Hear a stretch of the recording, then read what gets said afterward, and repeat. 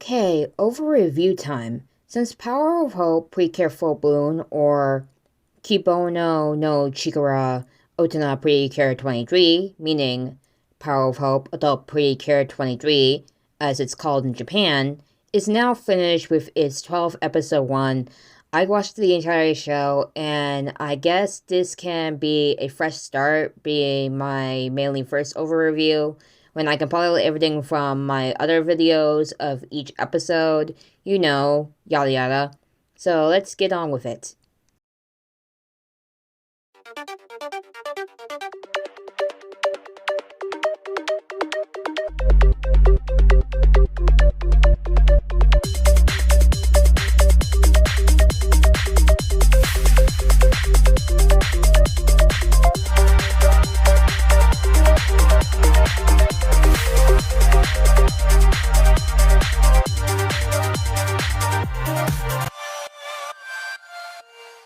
If you're not familiar with the type of normal reviews I do, even though quality can suck at times, this is where I like to refresh about what I'm talking about in detail, since this is part of the formula I use. I will use it for Power of Hope, despite you knowing it. Just want to point that out real quick. Kibono no Chikara Otana Precare 23, aka in English, Power of Hope Adult Precare 23, known as Power of Hope Precare Full Bloom, in streaming by Crunchyroll, is a spin-off series in the Percure franchise, based off of the series Yes Percure 5 and Yes Percure 5 Go-Go, and Futariwa Percure Splash Star team as adults. This show is targeted to an adult audience, meaning the people who are now adults and watched these three shows when they were kids. It started airing on October 7, 2023, with a total of 12 episodes. It also, unfortunately, as you probably should know by the date, is when the war in Israel and Palestine started. Thought I'll mention it if someone else is going to do in the comments. But back to the point. The story is about Nozomi Yumihara and her friends, now all adults, with adult lives, as they are pulled back and regain their Percure powers in order to protect their town from mysterious shadow monsters and a dark angel named Belle, who claims to be from the town's future. They are also aided by Saki Haguga and Mai Misho from Percure Splash Star, who are also adults as well. Power of Hope Precure Full Bloom, I'm gonna call it great because I do have some dislikes when it comes to the story, but it's hard for me to call it as bad because it's Percure. It's good to see all the cures from the classic era of Percure now as adults. When this show was announced, I was very excited. We would suspect that this version of the Percures would be much more serious than their teenage middle school selves. And by serious, I mean like a lot more mature action fit for an adult show. However, that didn't exactly happen. Although no, I was not thinking we were gonna get Percure steamy, because they're adults and can get away with it. Well, they did get away with drinking alcohol, so that counts. And it surprised me that Wen was the one who got crazy drunk than Nozomi.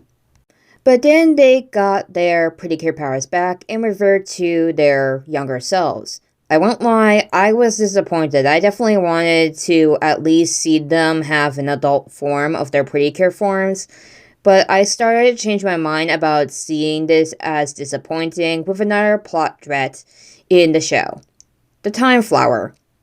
So, one of the themes of Power of Hope was a time theme. Now, I do want to see a time travel Percure season with history, yada yada, one day. Maybe something like Doctor Who Percure. But that's not the point here. The time theme used in the season was centered around the main villain, Belle, who seems to be one of those sentient object villains with a humanoid form, since she's part of the Percure's clock tower, Belle, which has been seen in the opening of the show and so forth. The Time Flowers were the ones that gave the Percures their powers back so they can fight off the monsters. Belle sends at them and the citizens of the town, who she claims to protect as they are called shadows. Not the Persona series shadows, though. Thank goodness. However, I started not to like the Time Flowers that much as it just started to just be there and didn't really get much development. Now, there were some, as it's also called a sinister flower and acts like a countdown clock to when it wilts. Anything that's connected to, like a nation or a person in this case, will not, well, it's not a surprise, really, will die. I got Pearl Magia vibes when this was revealed, and I liked it. But then again, it led to nowhere, and the flower's side effects seem to only affect Nozomi the most because she used it a lot rather than other girls, but still, it should have at least started to take a toll on them from the last remaining episodes, which ended at 12 episodes.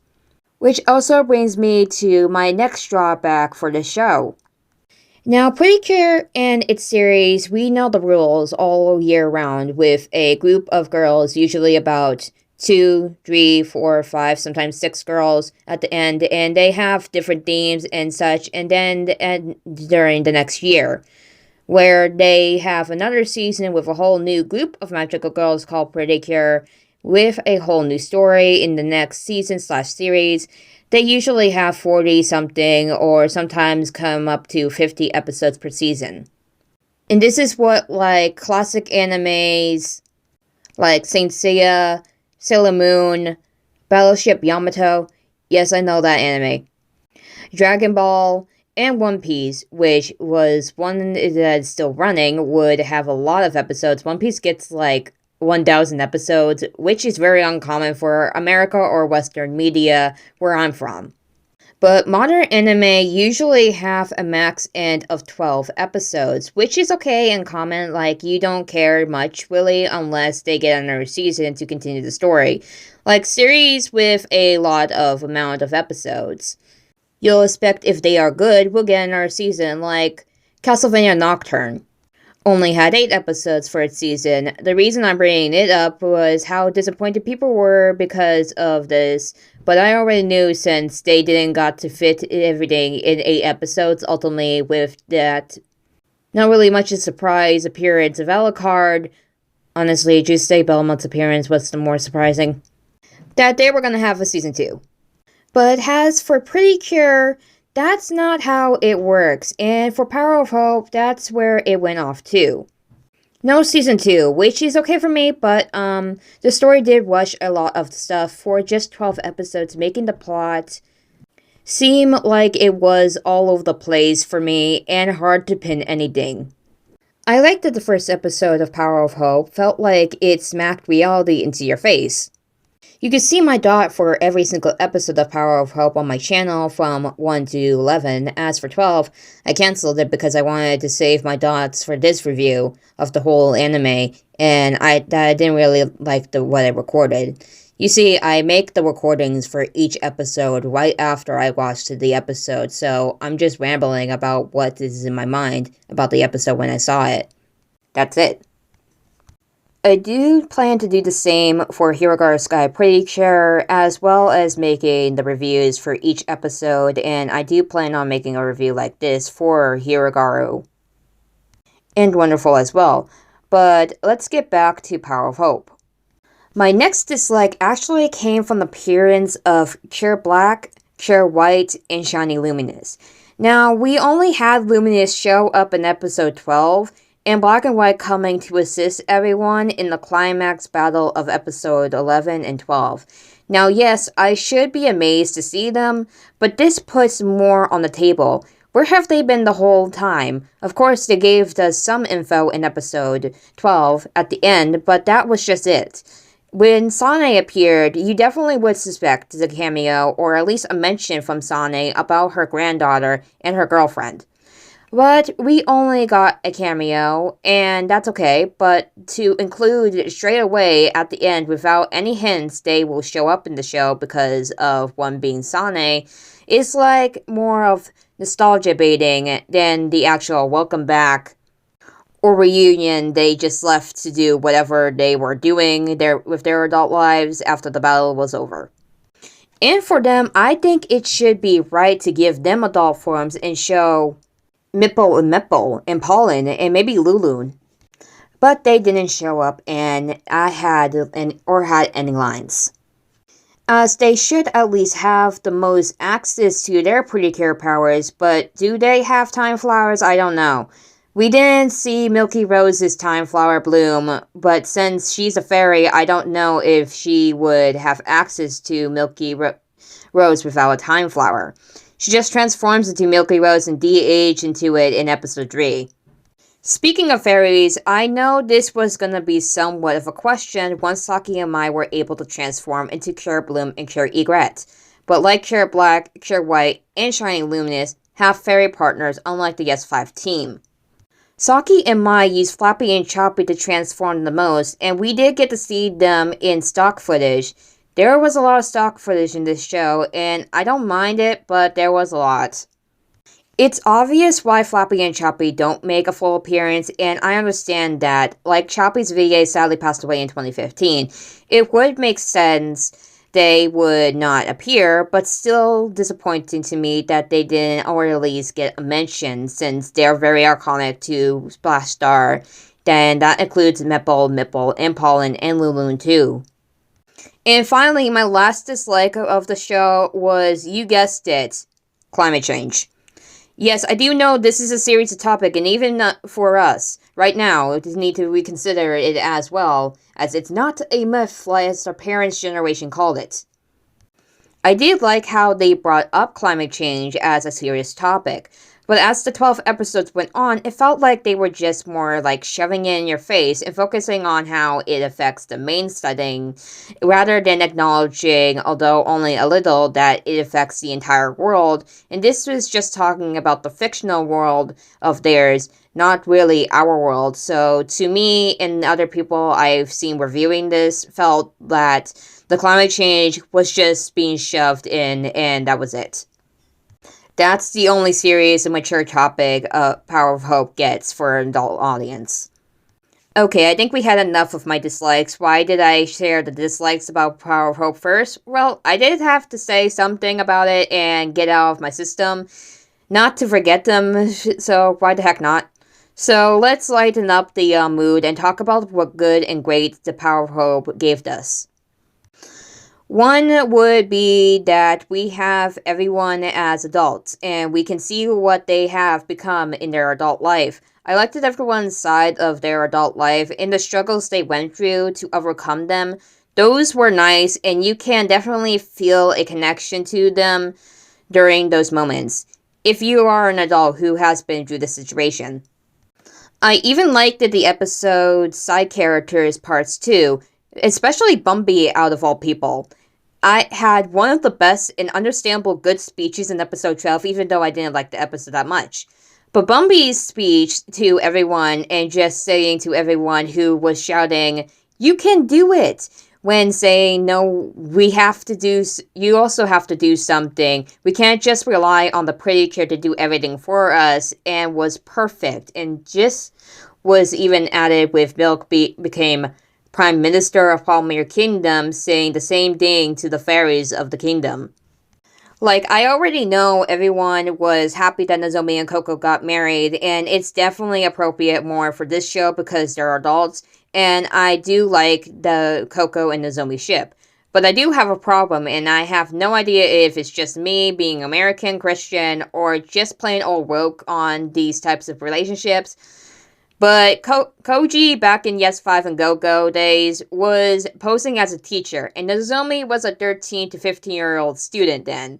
So age gap was definitely in the way of me fully enjoying the relationship of love they had and just forgetting this is fiction. It's not real and you need to chill. I know I'm not the only one who thought of this.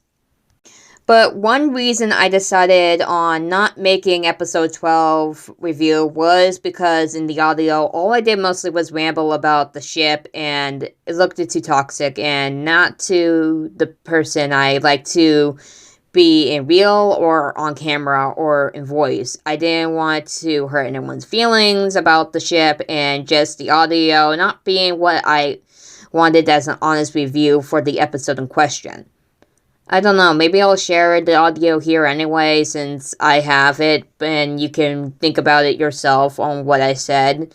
But really, I just didn't like the audio, and that's the point. I could make another, but that puts too much work on me, and it's just worried about that.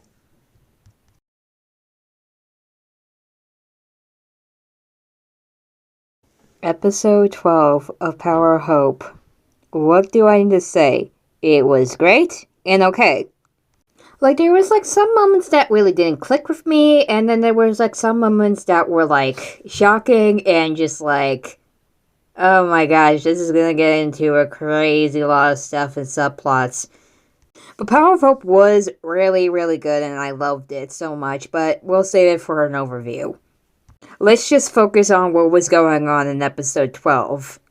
So basically, it starts off with, like, what happened in episode 11. We had, like, Here Black and White showing up in the show, which we probably did not expect, but I think it was kind of, like, going to be obvious once we saw Sonic appeared, so Hanaka and Nozaki had to, like, show up somewhere at some point, but still doesn't make sense why if they had their own time flowers and stuff like that.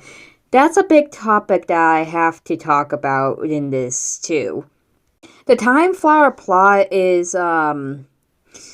was really, not focused on a lot, and that's really, like, it's just, like, it was just, like, there for, like, some times and stuff like that, and it's just, like, we know it's, like, a serious strat and everything like that, and it gave the Pretty back their powers and stuff, and this was, like, a bunch of stuff I could say about the time flowers, basically, like, they were a weak plot point, to be honest to me, but, like, so they were fighting, and, once the fight was over, they were able to, like, talk with Belle. Like, Belle, like, was actually watching the whole entire thing, and then she, like, it was, like, during this, like, well, technically they were not talking, but, like, Luminous was talking to her, and, like, it seems that, like, Belle has changed her ways, and then she, like, basically, like, turned from this, like, being a black angel to a white angel, and then left to go back into the future where she belonged. Now believing that with the Percure around, even though that she still does not trust humans, that with them around, they will change her mind about, like, being able to protect the future and the town. That's basically the whole thing. And then the Time Flower, while everyone was, like, happy that they won and everything, finally hit Nozomi and she collapsed. Remembering the promise that she said to Coco, but it looks like it does not come into place. And we're just, like, worried about Nozomi and all that during these parts as we see that everyone is, like, going about their days and stuff like that. And, like, it is pretty neat. The episode, like, when they were fighting was also neat. Like, bring everyone together to, every human, like, literally to, like, help fight. Even though they were, like, having those, like, thoughts saying that we can't do it or not. And I just have to say, I loved Bumby's, like, part in this, too. When, he said, don't just shout out to them, like, cheer them on, saying, you can do it. You have to do something, too. Because this is also, like, about human hearts, which makes the shadows, like, the darkness, like, inside people's hearts, people who do not care and all that stuff. Like, it mess with the environment and stuff like that. Are the ones that, like, are the ones that create human hearts, but they create the, shadows. And the effect from human hearts creates them, too. And so, it's, like, when they were, like, thinking like that, and, like, the motivation in this episode was the top point in it, and everything like that. And that's, like, everything was, like, beautiful and gorgeous during, like, the final moments that, like, Pan drew. And then, like, finally, when, like, we finally get to see Nozomi, like, where she is in the hospital, where she's been for 1 week, apparently, and Coco is talking to her while she's in her coma, it's, like, that scene was obviously emotional, and then, like, finally, like, anyone who's and I know I have been, like, saying, like, a little bit, like, trashy stuff or something, I don't know if I was saying any trashy about it, but It can be creepy, like, when they were, like, what am I saying? Like, of course they, like, would be creepy when they were, like, younger, but since they're, like, adults now, it fits perfectly. I don't even know what I'm saying about the ship in any way. Like, screw the negatives about the ship. Like, let them be in love. Let Nozomi and Coco be in love. And they do. They are, like, literally Coco has Nozomi to marry him. And she said freaking yes! I shouldn't probably be yelling this out while I'm recording because my parents are going to think I'm weird, but I do not care at this point. Like, honestly, they finally said it. They finally said it. They finally love each other. They did, like, at least, it's like, I can't even say anything anymore about this. Let's just say, they love each other. Love. Love. But yeah, and then they're, like, the friends just, like, came in at that moment. Don't you like those moments where, like, there's, like, that love scene going on where, like, the two are about to kiss each other and stuff like that. And then, that one person accidentally walks in at the right moment or something like that. Ah, man. Those moments are just, like, the cringe-worthy. Although I didn't really get a lot of cringe-worthy moments during that point, but it was fun to see. And bound to happen. And so that is basically where I'm going to end my review for Power of Hope, episode 12. And since I'm recording this on Christmas Eve, have a happy Merry Christmas, or a late Christmas, or a early Christmas whenever I get this uploaded. And I'll see you in an overview for this and other videos on my channel. Love. Let them love. The ship is confirmed, and it's okay now. And my final verdict for Power of Hope Percure Full Bloom comes to, again, 8 out of 10. Meaning it's a great anime in the Percure series. I recommend at least giving it a watch. There were a lot of downsides I had with the story and the plot. That's all I have with it. And I guess since we know about Mahotsukai Percure getting the adult season themselves, and I guess you start experimenting with Power of Hope being the first official adult share season and seeing what works with the formula in order to make the next Percure series adult version. To me, I think the adult DH may work well with Mahotsukai than this, because to me, when Miyari and Riko, along with Hachan, transformed, they looked like they've grown into full adults with magical witch and wizard powers. But that's just me, but this is where I'll end my thoughts for Power of Hope. And that's my review for Power of Hope Percure Full Bloom. I hope you enjoyed and understood my thoughts about the anime. Like, everyone does have their own opinions, and that's okay. But this is what I thought, and I definitely would like to see what you think. And if I did add the audio for the supposed to be episode 12 review of the anime, then I'd like to see if it was okay or not. Anyone that's watching this, thank you for liking this and commenting. Also subscribing if you wish to stay updated on the content I put here. And I'll see you around. Bye.